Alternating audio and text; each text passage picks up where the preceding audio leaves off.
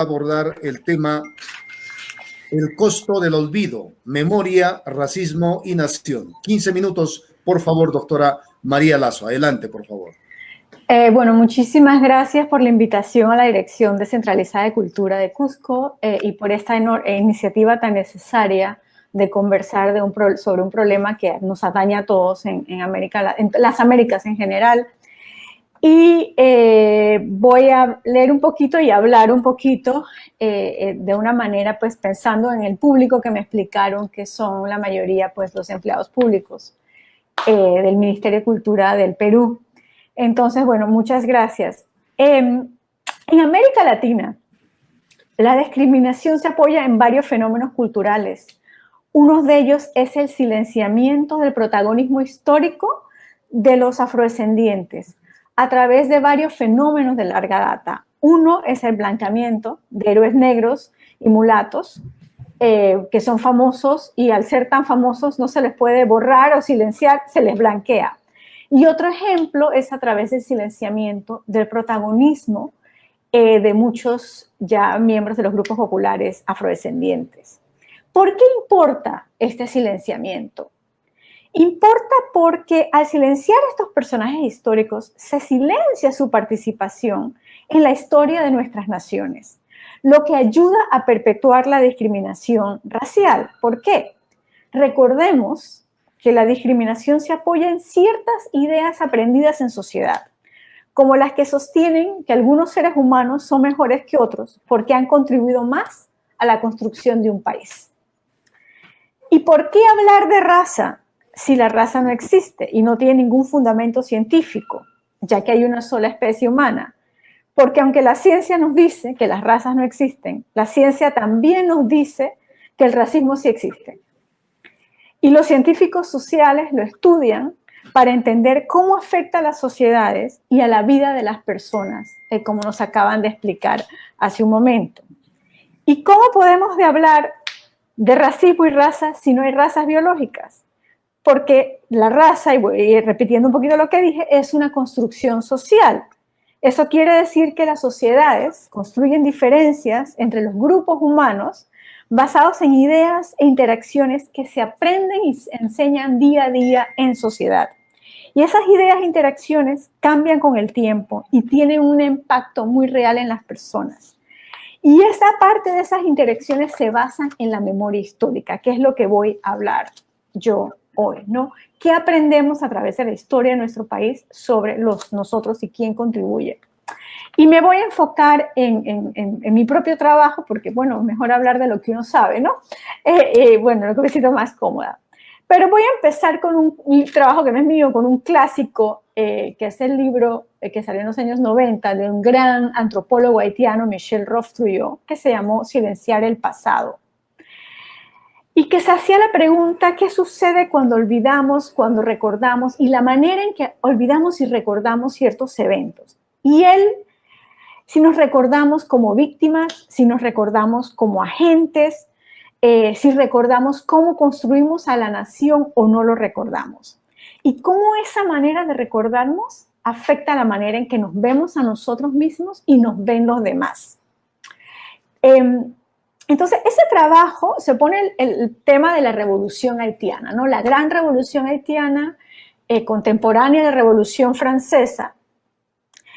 Y se hacía la pregunta, ¿cómo se ha enseñado y visto a lo largo del tiempo la Revolución haitiana? Se ha visto, al igual que la Revolución Francesa, como un gran hito de la Ilustración o como una rebelión de salvajes. Y su respuesta es que la gran mayoría de los trabajos, incluso en los años 90, no podían ver a la Revolución haitiana como parte, como contribución a la Ilustración, porque la Ilustración era blanca, moderna y los haitianos no.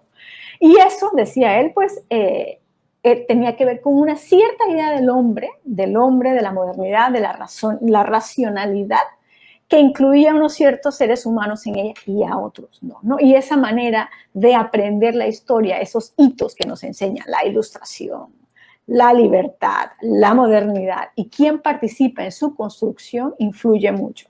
Entonces, volviendo, leí ese libro pues cuando era estudiante de doctorado y me hice la pregunta, ¿Qué tiene eso que ver con América hispana? Ya no la América francesa. La América hispana y nuestras guerras de independencia en lugares en el Caribe donde, cómo recordamos la participación de los afrodescendientes en lugares como Caracas, como Cartagena, como Panamá. Y voy a hablar un poco de lo que nos habían enseñado y lo que después nos dicen las fuentes, que es muy distinta, ¿no? Por mucho tiempo, y todavía sigue siendo una cosa muy aprendida, aunque cada vez menos, porque cada vez se aprende más se divulga más esta historia, los afrodescendientes habían participado en ese periodo como carne de cañón. No entendían nada de lo que estaba pasando, no sabían nada de constituciones, no sabían nada de leyes. Igualdad, libertad eran ideas de unos cuantos criollos abogados de la élite, y los afrodescendientes cuando participaban eran porque les ofrecían alcohol, dinero, los compraban o los manipulaban. Las fuentes nos indican que eso es absolutamente falso, que participaron muchísimo de la misma manera, porque recordemos que en esa época la población afrodescendiente eran los artesanos de ciudades como Cartagena, como Panamá. Bueno, Panamá no participó mucho en ese momento, pero Caracas eran los artesanos, y los artesanos fueron los protagonistas de ese periodo, en lugares como París, y en lugares como Cartagena, y en lugares como Caracas, y en lugares como Buenos Aires. Y esos artesanos eran afrodescendientes, es decir, ellos sí participaron, entendían lo que estaban pasando muy bien y empujaron por esas ideas de igualdad, de fraternidad, y pensaron qué tenían que ver en sus lugares donde ellos vivían. Y en los lugares donde ellos vivían tenían mucho que ver con la discriminación, porque la igualdad en una ciudad donde la mayoría de la población es afrodescendiente tiene que ver también con la igualdad racial, que no se discrimina a la gente en base a su color de piel, y los documentos de la época lo dicen una y otra vez.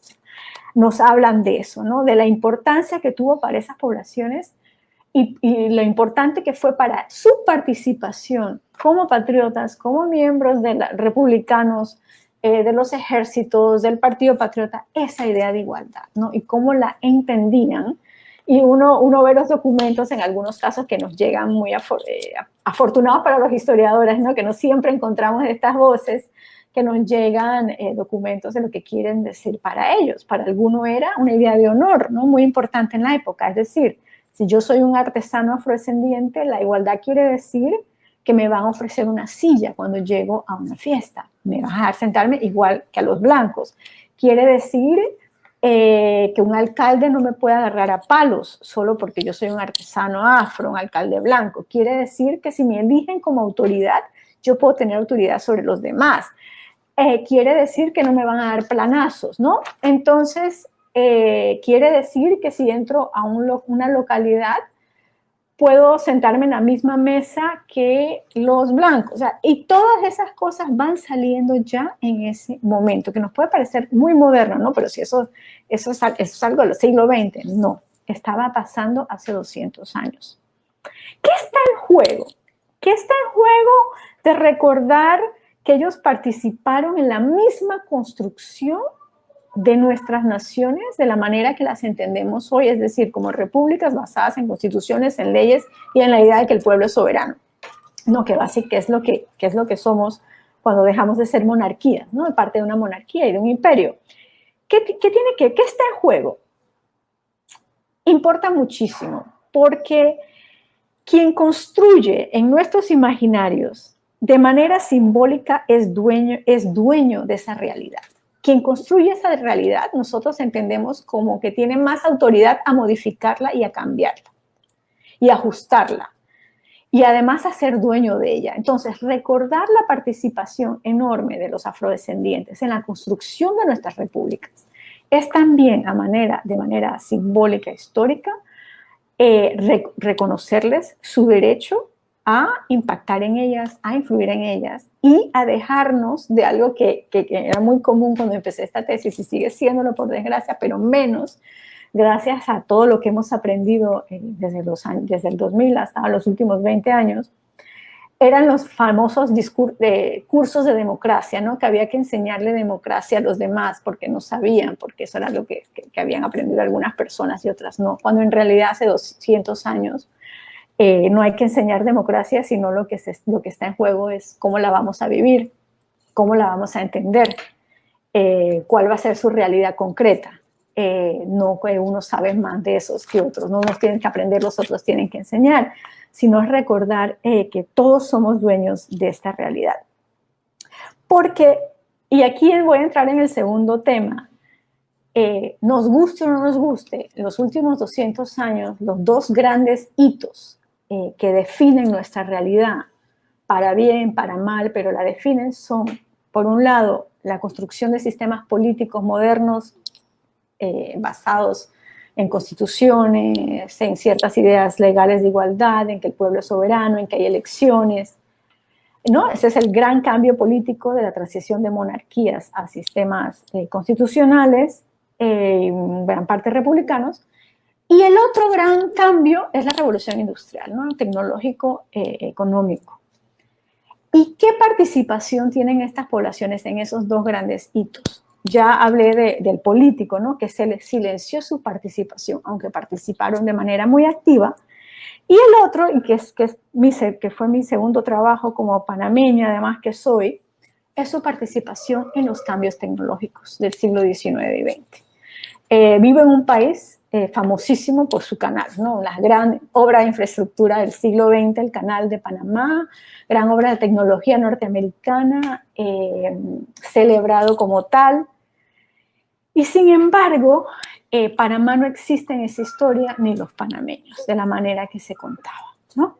El canal y toda su modernidad tecnológica era algo que había llegado a una selva donde había poca gente, y los libros, muchos de la época lo ponían así, ¿no? Estaban los panameños, los nativos afros, en sus chocitas ahí en medio de la selva, entonces llegaba esta maravilla, la tecnología, como de otro espacio, de otro tiempo, y traía la modernidad a la selva, ¿no? Era la narrativa.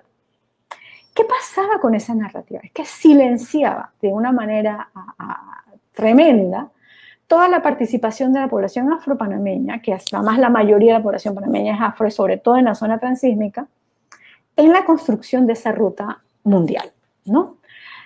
Una participación que se remonta al siglo XVI, cuando los españoles escogen esa ruta para el comercio mundial, para conectar las mercancías europeas con Perú y la plata peruana, ¿no? Y todo lo que es la época del virreinato de Perú. Y desde ese momento, la ruta panameña ha usado lo que era lo último en la tecnología de la época. Ya hubieran sido los galeones del siglo XVI, o el ferrocarril en el XIX y los barcos de vapor, o el canal de Panamá después en el siglo XX y los Panama Max y todo lo demás ahora, ¿no?